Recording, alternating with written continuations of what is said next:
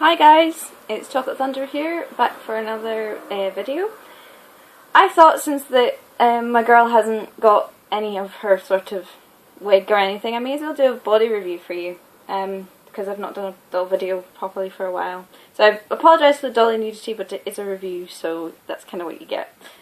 Okay, so may as well start off with the head. This is the number 3 head that you can pick if you do what I did, which was buy the head and the body and not get a set.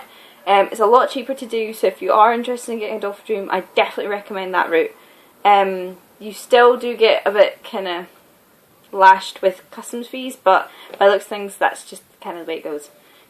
So this head, it fits both the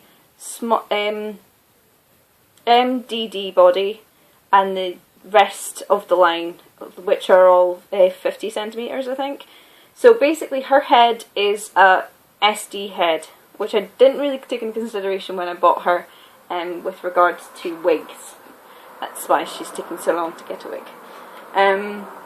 One thing I will say about the vinyl is it stains like nothing on earth. Even just the smallest thing will make it stain, but someone told me that there is a way to actually get it off, but I haven't tried it yet. Anyway, so her eyes are, I think, a 24, because she's got such big anime kind of style eyes. It's a side profile that I love. I just think it's really adorable. She's got a really, really long kind of neck, and the vinyl is very, very soft. I got the version of the head where it's a soft vinyl head. It's a lot easier to take off the wig cap. And I'll show you the inside. It's held on with putty just now, but I will have to use a glue gun because it doesn't stay on very well at all. Because they're so big and they don't actually have enough kind of a dent in the skull, they just constantly flop out just now. But when I get back to Glasgow, I will definitely be gluing them in. There you go. Okay, so I'll put that on wrong. So typical. Okay,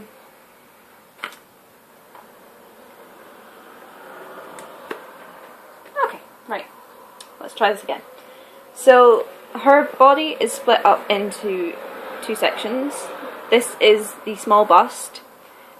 You can get different size busts. You can get a medium size and you can get a large. I just stuck with a small. It's the default one if you're going to be doing the head and the body. So her range of movement is fairly, it doesn't really give much of a movement in this proportion, to be honest. I mean, if you really push her, she can kind of lean to the side a wee bit and lean to the other side and lean back a bit and slouch forward a bit, but it's fairly restricted. But the thing I love about it is the carving on it, like the sculpting of it. Like, they've got a really nice kind of line going down the back with the little dots. I don't know if you can really see it. You can kind of see it there. It's really nicely sculpted, and so is the front. You can kind of see it there. Arms are pretty posable. That's how far they go if you do it that way. And there. So there. Arms bend. You can switch out the hands. They've got lots of different options for the hands.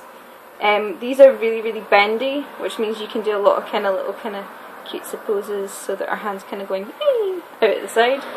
I think that's because of the inbuilt skeleton and it's not relying on elastics, which in some ways I really, really like, but at the same time I'm terrified it's going to break. But the hands have got plenty of movement. You can put it all the way around. And they come off super easy.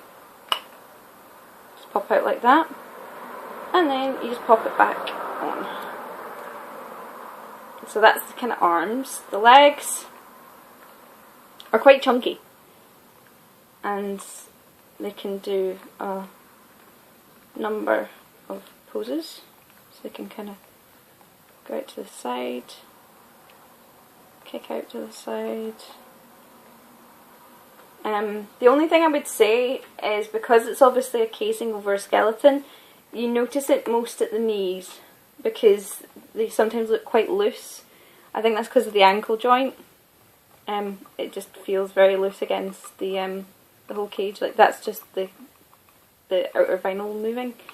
The rest of it is really nice and snug on, but the ankles are quite a bit looser than the rest of the body. She does, as far as I'm aware, wear standard MSD clothes. Don't go for mini feet, she's not going to fit it. And then obviously the feet have lots of movement. And she wears standard MSD size shoes. So as far as the whole review goes, I really like the body, but I would say that the ankles are a bit too loose. I don't think they're going to fall off or anything, I just think that they should maybe be sculpted a bit closer to the skeleton itself, instead of, I think, sitting quite far back from the main skeleton. So yeah, that's kind of, I think, my points. Oh, her head's got great movement, by the way.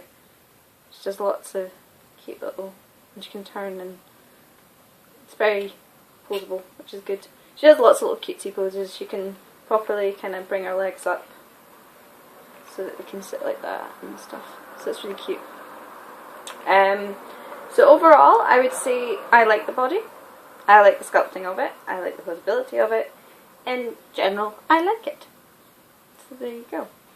Sorry if that's kind of a rambly review, but I thought I may as well give you a kind of pointer, because the MDD bodies don't seem to be as popular as the bigger ones, which I don't see why, because I think if you're definitely into more your MSDs, definitely go for the bigger body. But if you like the smaller doll, which I personally do, I buy more smaller dolls than I've ever bought a large doll. Definitely look into getting this body, because it's just as posable and stuff by the looks of things as the bigger body.